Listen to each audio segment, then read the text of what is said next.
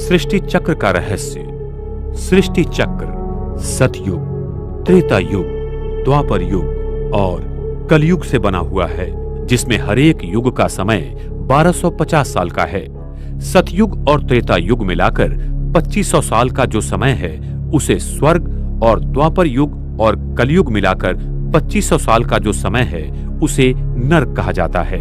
सृष्टि चक्र के पहले 2500 साल तक मनुष्य, आत्माएं एवं सृष्टि अपने मूलभूत गुणों के चरम सीमा में रहती हैं, और ये समय पूर्णतः सुखदायी हैं, जिसमें आदि सनातन देवी देवता धर्म अकेला सिर्फ भारत खंड में बसा था। लेकिन द्वापर युग से अनेक धर्मों और खंडों का निर्माण होकर धीरे धीरे मनुष्यों और सृष्टि के गुणों में गिरावट आती गई। अभी का समय सृष्टि परिवर्तन का छोटा सा युग संगम युग कहलाता है। इसी संगम युग में स्वयं परमात्मा भारत भूमि पर माउंट आबू में आकर मनुष्य तन ब्रह्मा का आधार लेकर इस सृष्टि का परिवर्तन कलयुग से सतयुग में करते हैं, और अभी ये कल्याणकारी संगम युग भी पूरा हो रहा है। सारे विश्व का इतिहास तथा भूगोल इन चारों युगों से चक्रीय गति से 5000 वर्ष हूबहू गुजरता रहता है। प्राचीन सभ्यता इसे मानवता का वैश्विक समय चक्र कहती थी। संपूर्ण विश्व का नीचे और ऊपर का हिस्सा जोड़ने से विश्व चक्रीय आकार का मिलेगा।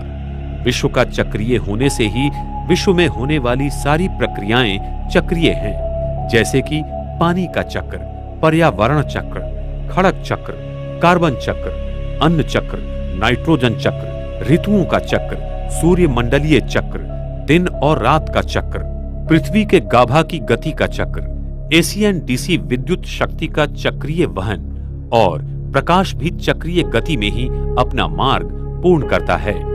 विश्व चक्रीय होने के कारण सारी प्रक्रियाएं चक्रीय गति से चलती हैं, और इसीलिए समय भी चक्रीय है, न कि सीधी रेखा में। इसी तरह युगों का भी चक्र है, जिसमें 5000 साल पूरा होने पर पुनरावृत्ति होती है। ये विराट सृष्टि चक्र परमात्मा, आत्माएं और 5 तत्वों की प्रकृति से बना हुआ है, और ये तीनों इस विश्व में ऊर्जा के रूप में विद्यमान हैं। थर्मोडायनामिक्स के पहले नियम के अनुसार संपूर्ण विश्व अगर ऊर्जा से बना हुआ है तो इस विश्व का न तो कभी निर्माण हुआ और न ही कभी नष्ट होगा, सिर्फ इसमें परिवर्तन आएगा। इस विश्व के निर्माण के बारे में डार्विन का सजीव उत्क्रांति का सिद्धांत एवं बिग बैंग सिद्धांत सरासर झूठ है, क्योंकि ये थर्मोडायनामिक पहले नियम के विरुद्ध है, और आज तक थर्मोडायनामिक्स के नियमों को कोई भी परिवर्तन नहीं कर पाया, और इन नियमों को विश्व भर में माना गया है। तो आइए जानेंगे कि सजीव या विश्व उत्पत्ति के सिद्धांतों की क्या मर्यादाएं हैं। 1. डार्विन का सजीव उत्क्रांति सिद्धांत। दुनिया की कुछ बातें ये पूरी तरह से सिद्ध करती हैं कि डार्विन का सजीव उत्क्रांति का सिद्धांत संपूर्णतः गलत है। जैसे बंदर या गोरिल्ला प्राणियों के डीएनए अगर मनुष्य से तुलना की जाए तो दोनों के डीएनए में 98% का फर्क है।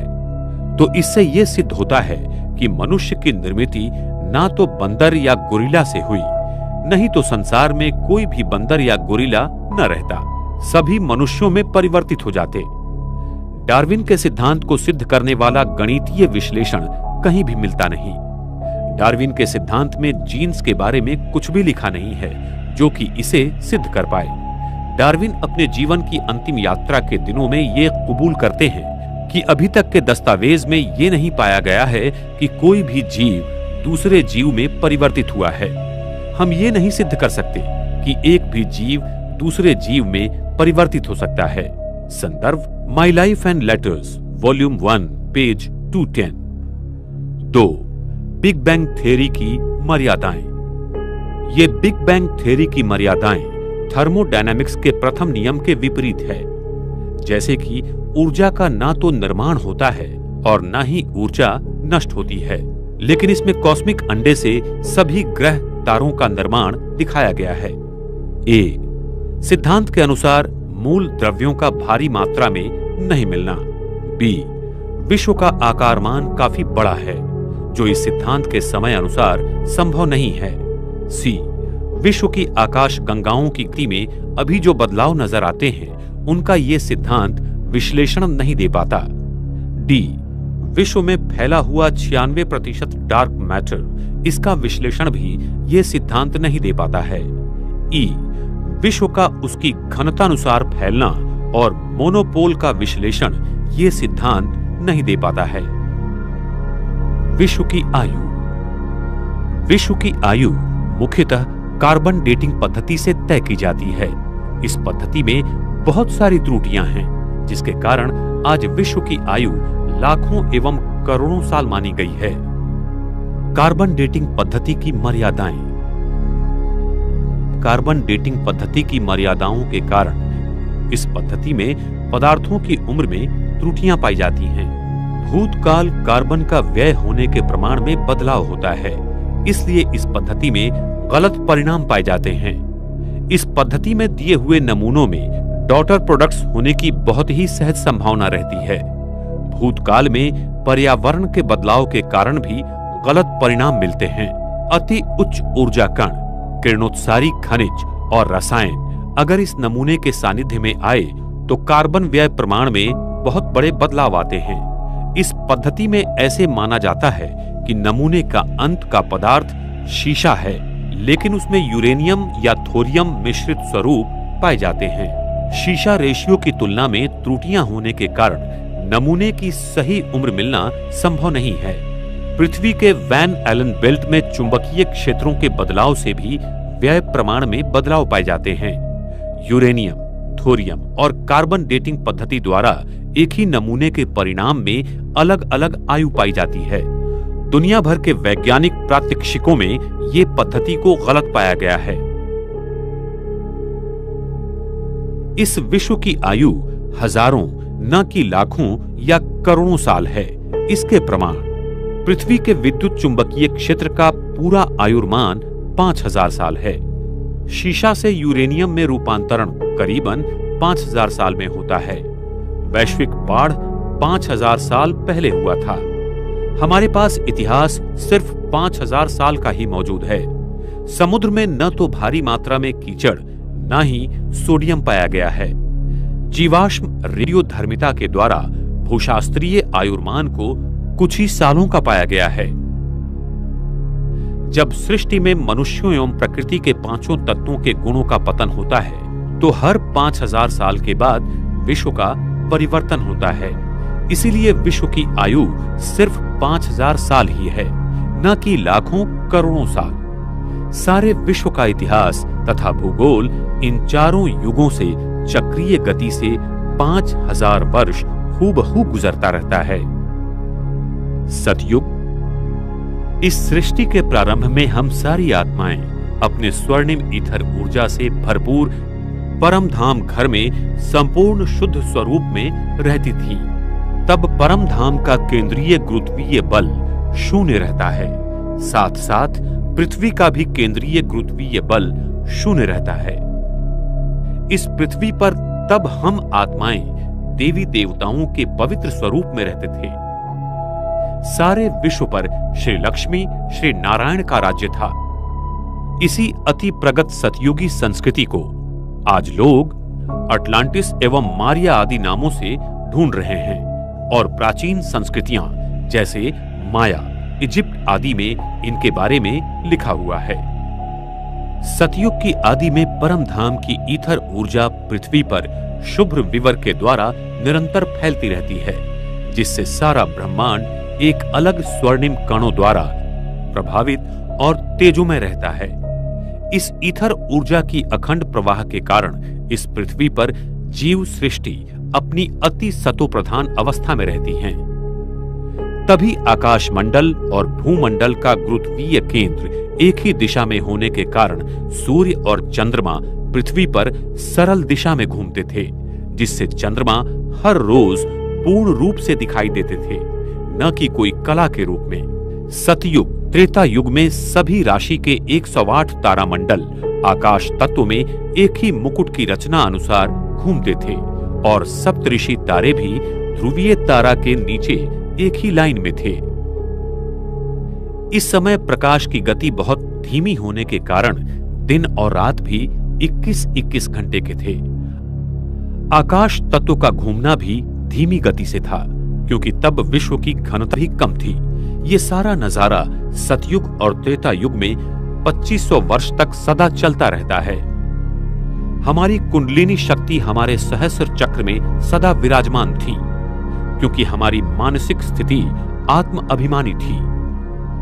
इस स्थिति के कारण हमारे अंदर इथर शक्ति का प्रवाह ध्रुवीय तारा के द्वारा निरंतर था और सारा तारामंडल हमारे संकल्पों पर चलता था।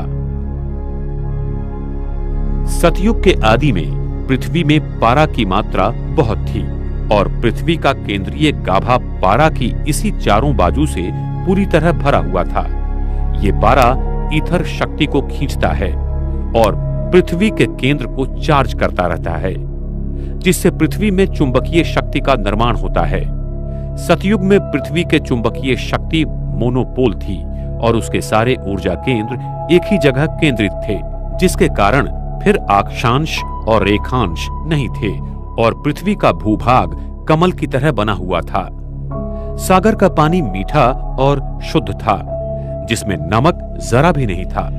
सागर पृथ्वी के सारे भूभाग पर चक्रीय तालाब की तरह फैला हुआ था, जो अभी दक्षिण ध्रुव के उस पार भी है, और सागर इतना गहरा भी नहीं था।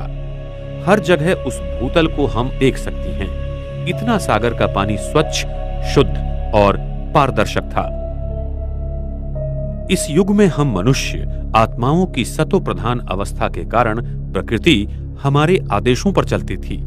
सतयुग के पुष्पक विमान टेस्ला कॉइल की प्रणाली पर ईथर ऊर्जा द्वारा चलते थे और वो हमारे संकल्प द्वारा नियंत्रित किए जाते थे। वहां पर सोने के महल होंगे जो कि हीरों से जड़े हुए होंगे। वहां पर विज्ञान अपनी सतो प्रधान की चरम सीमा पर था। सतयुग में दो प्रकार के खनिज पत्थर होते हैं, एक किम्बरलाइट और दूसरा लिम्प्रोलाइट, जिसमें बहुत प्रकार के हीरे पाए जाते हैं। इनमें प्रकाश के किरणें अनेक रंगों में परिवर्तित तथा उत्सर्जित करने की क्षमता बहुत ज्यादा है। इन्हीं हीरों द्वारा सतयुग के स्वर्णिम महलों में अनेक प्रकार के रंगों की रोशनी रहेंगी और इन हीरों से निकलने वाली किरणों का रंग हम अपने संकल्प द्वारा नियंत्रित या परिवर्तित कर सकते हैं। सतयुग में प्रकाश कणों की प्रकाश कोण डायनेमिक होती है, जिसके कारण जब विश्व महाराजन संकेत करेंगे कि दिन, तो सूरज की प्रकाश कणों का प्रकाश शंकु 180 अंश कोणीय में खुल जाएगा और सारी धरती पर एक ही समय दिन होगा। और जब रात का संकल्प करेंगे तब सारी पृथ्वी पर रात होगी। लेकिन उस समय चंद्रमा पर पड़ी हुई सूरज की किरणों का प्रतिबिंब धरती पर आएगा और चंद्रमा हर दिन पूर्ण रूप में रहेगा।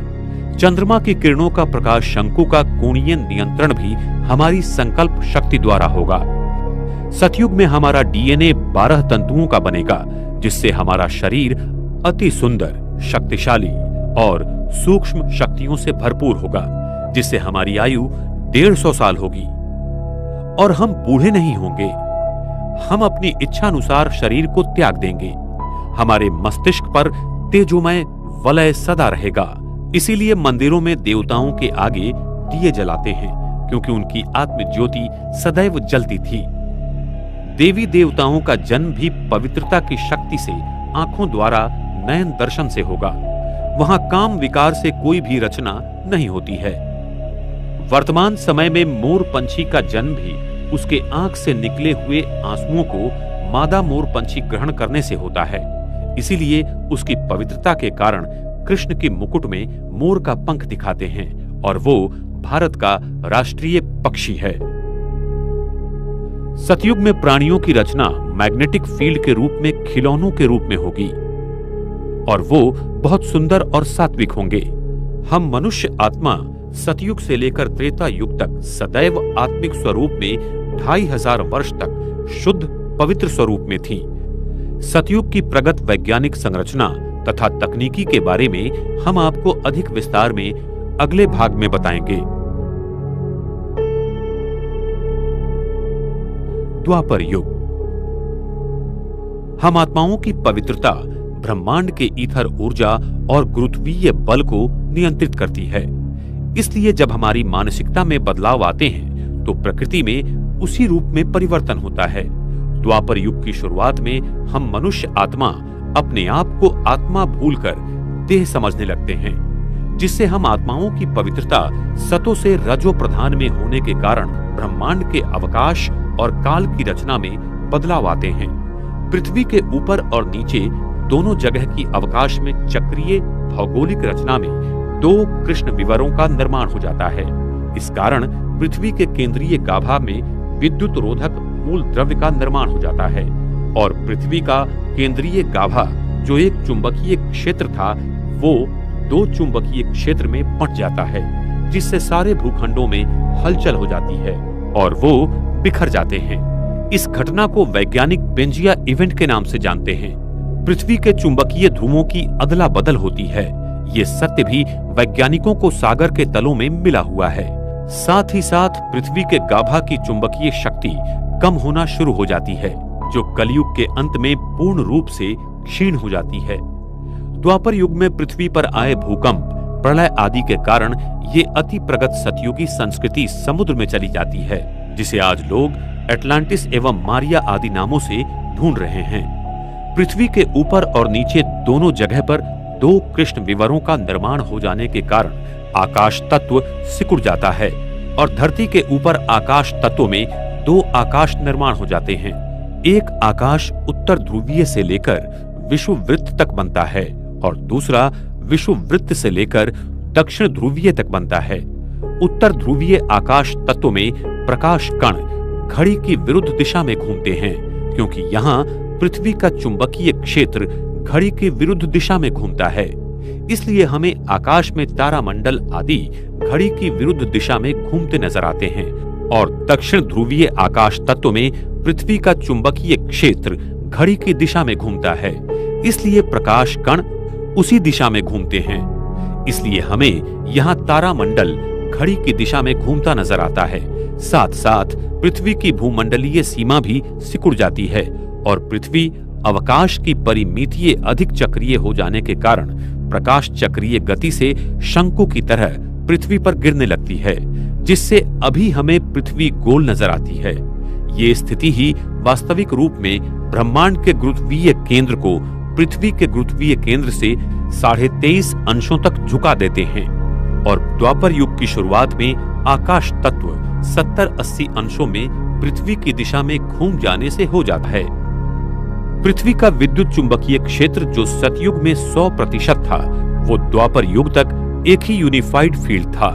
वो टूटकर दो भागों में बंट जाता है। द्वापर युग से पृथ्वी पर ईथर शक्ति का स्रोत कम होना शुरू हो जाता है और इसकी आंतरिक संरचना बदलना शुरू हो जाती है। पृथ्वी केंद्रीय गाभा की शक्ति धीरे धीरे कम होना शुरू हो जाती है, जिससे द्वापर युग की शुरुआत में जियोलॉजिकल और इकोलॉजिकल परिवर्तन आना शुरू हो जाते हैं। परम धाम का मध्य गुरुत्वीय केंद्र जो शून्य था, वो हम आत्माओं की आत्मिक शक्ति के कारण पृथ्वी के मध्य गुरुत्वाकर्षण में बदल जाता है। इस परिवर्तन को समानांतरित करने के लिए परमात्मा को सूक्ष्म लोक का निर्माण करना पड़ता है। उसी समय आकाश तत्व में शुभ्र विवर के नीचे कृष्ण विवर का निर्माण हो जाता है और इस सूक्ष्म लोक में परमात्मा स्वयं आकर बस जाते हैं।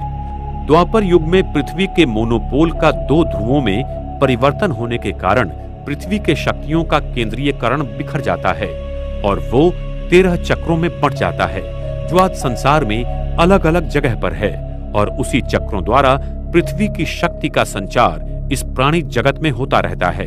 इन चक्रों का ज्ञान हम आत्माओं को द्वापर युग में हुआ था और हमने अपनी आत्मिक शक्ति से ये जान लिया था कि पृथ्वी की इन चक्रों को अगर ईथर ऊर्जा से हम चार्ज करेंगे तो पृथ्वी पर प्राकृतिक आपदाएं कम होंगी। इसलिए हमारी प्राचीन सभ्यताओं ने पिरामिड आदि का निर्माण किया, जिसके कारण वो ईथर ऊर्जा इस धरती को मिल सकी और धरती में ऊर्जा का संतुलन बना के रखा। लेकिन जैसे जैसे समय बीतता चला गया, हम आत्माओं ने अपने विकर्मों द्वारा पृथ्वी पर बहुत सारे अत्याचार किए और साथ साथ पृथ्वी के इन चक्रों का संतुलन बिगाड़ते गए, जिसके कारण भूकंप, बाढ़, सुनामी आदि बहुत संख्या में आ रहे हैं। जो सप्तऋषि तारे पहले एक ही लाइन में थे वो अलग अलग दिशा में बंट जाते हैं और तारामंडल में राशि चक्र का निर्माण हो जाता है।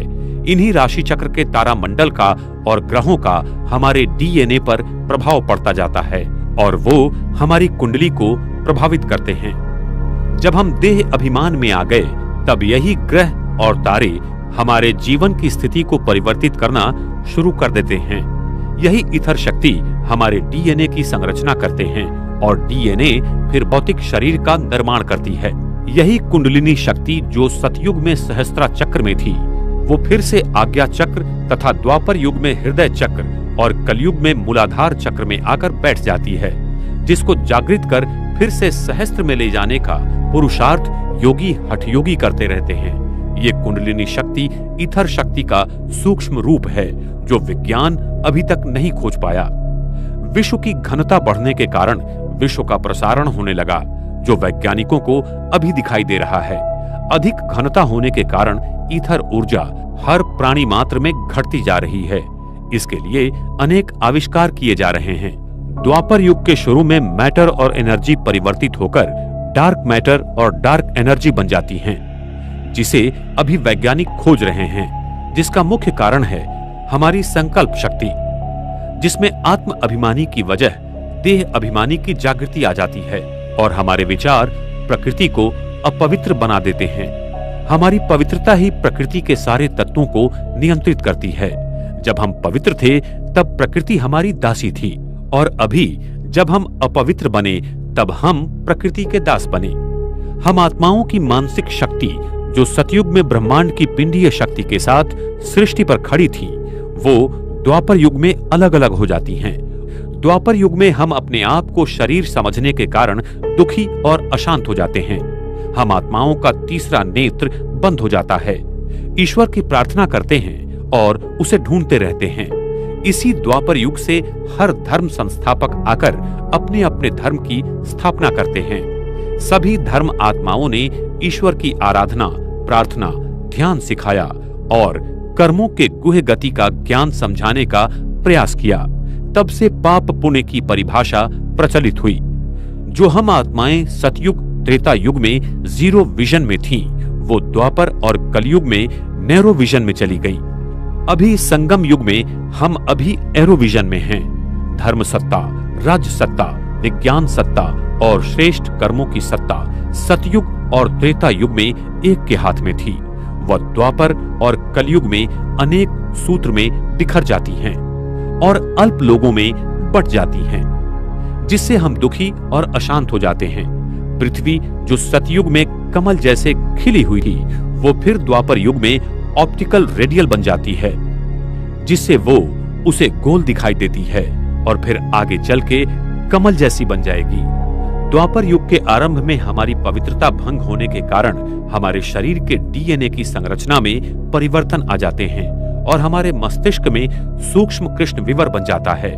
न्यूट्रॉन कणों के केंद्र में कृष्ण विवरों का निर्माण हो जाता है। हमारा डीएनए जो 100% पवित्र था और जिसमें ईथर शक्ति की अपने शरीर में सदा विद्यमान बनाने की यंत्रणा थी, वो समय अनुसार नष्ट हो जाती है और 10% ही जागृत रह जाती है और 90% बंद हो जाती है।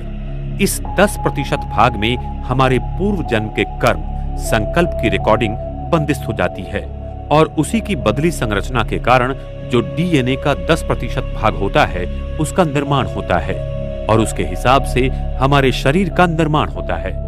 आज भी वैज्ञानिक मानते हैं कि 90% डीएनए जैसे कि मरा हुआ है और वही मात्र 10% डीएनए के भाग को बना देता है। वो कैसे, इसका उत्तर आज के वैज्ञानिकों के पास नहीं है। कलयुग। कलयुग के अंतिम समय पर स्वयं परमात्मा 1936 में इस भारत भूमि में साकार प्रजापिता ब्रह्मा के तन में प्रवेश करते हैं और उनके द्वारा इस सारे ब्रह्मांड के आदि, मध्य और अंत के कर्मों का ज्ञान देते हैं, जिसे दिव्य अवतरण कहा जाता है।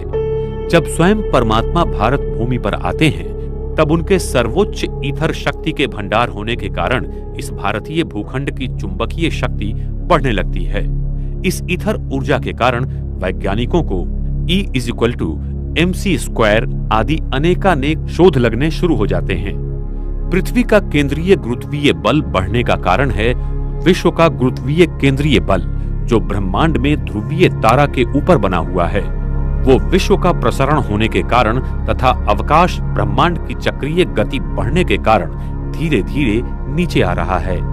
ये ध्रुवीय तारा आने वाले समय में पृथ्वी के बहुत करीब आ जाएगा, जिसके कारण उसकी स्वर्णिम प्रकाशमान ईथर ऊर्जा से प्रकृति के मूलभूत ऊर्जा का बहुत बड़ा परिवर्तन होगा। जैसे सिलिकॉन जो सेमीकंडक्टर है, वो बैड कंडक्टर बन जाएगा। दुनिया के सारे संगणक और इलेक्ट्रॉनिक साधन बंद हो जाएंगे। सारी इलेक्ट्रॉनिक प्रणालियां बंद होने के कारण दुनिया में हाहाकार मच जाएगा और साथ साथ यूरेनियम आदि धातु में अपने आप विकेंद्रीकरण होना शुरू हो जाएगा, जिससे दुनिया भर में बने हुए आणविक शस्त्रों का अपने आप विस्फोट हो जाएगा, जिससे सृष्टि पर महापरिवर्तन की प्रक्रिया शुरू हो जाएगी। सृष्टि परिवर्तन की प्रक्रिया का पहला चरण आणविक शस्त्रों के भयंकर विस्फोट से सृष्टि परिवर्तन की अनेक प्रक्रिया को उत्तेजित करेगा। अणु बॉम्ब, हाइड्रोजन बॉम्ब का प्रचंड विस्फोट पृथ्वी पर छोटे सूरज का काम करेगा।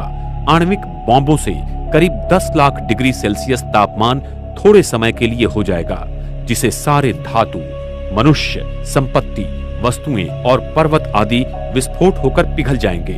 अणु बॉम्ब के इसी ऊर्जा पिघलने के कारण पृथ्वी के केंद्रीय गाभा के ऊपर बना सिलिकॉन पूरी तरह से पिघल जाता है। पृथ्वी के समुद्र में बरमुडा और फॉर्मोसा ट्रायंगुलर क्षेत्र हैं। वो पृथ्वी के केंद्रीय गाभा के 2 द्वार हैं, जो सिर्फ पानी से ढके हुए होने के कारण पृथ्वी के सबसे ज्यादा गुरुत्वीय बल के क्षेत्र में हैं। इसलिए कोई भी हवाई या पानी पर चलने वाला जहाज इन क्षेत्रों में जाते ही गायब होकर पृथ्वी के अंदर चला जाता है। इसलिए इन क्षेत्रों को डेविल सी कहते हैं। इन्हीं क्षेत्रों से अति प्रकाशित ईथर ऊर्जा के द्वारा प्रचंड विद्युत शक्ति से पृथ्वी का केंद्रीय गाभा पुनः चार्ज होगा। अंत में इस अति प्रकाशित ईथर ऊर्जा की शक्ति से पृथ्वी के चुंबकीय गाभा के बीच का विद्युत विरोधक द्रव्य पिघल जाता है, जिससे सारी पृथ्वी की चुंबकीय शक्ति में परिवर्तन आ जाएगा और यही परिवर्तन पृथ्वी के दोनों ध्रुवों को समाकर एक ही मोनोपोल में परिवर्तित कर देगा। आइंस्टाइन बोसॉन कंडेंसेशन की भाषा में पृथ्वी का केंद्रीय गाभा एक सुपर एटम बन जाएगा और पृथ्वी की गुरुत्वीय शक्ति बहुत बढ़ जाएगी, जिसका केंद्र भारत होगा। पृथ्वी की चुंबकीय शक्ति में परिवर्तन आने के कारण दुनिया में अनेक तूफान, सुनामी, चक्रवात और भूचाल आदि ज्यादा संख्या में आ जाएंगे। दुनिया का 96% बर्फ जो दोनों ध्रुवों पर जमा है वो पिघल जाएगा और समुद्र की ऊंचाई 300 से 400 फीट बढ़ जाएगी, जिससे दुनिया भर में समुद्र किनारों पर बसे सारे शहरों का विध्वंस हो जाएगा। दुनिया के सारे भूखंड विध्वंस होकर भारत की ओर केंद्रित हो जाएंगे, जिसे हम पेंजिया और गोंडवाना लैंड कहते हैं। ये प्रक्रिया बहुत ही अद्भुत और विशाल है।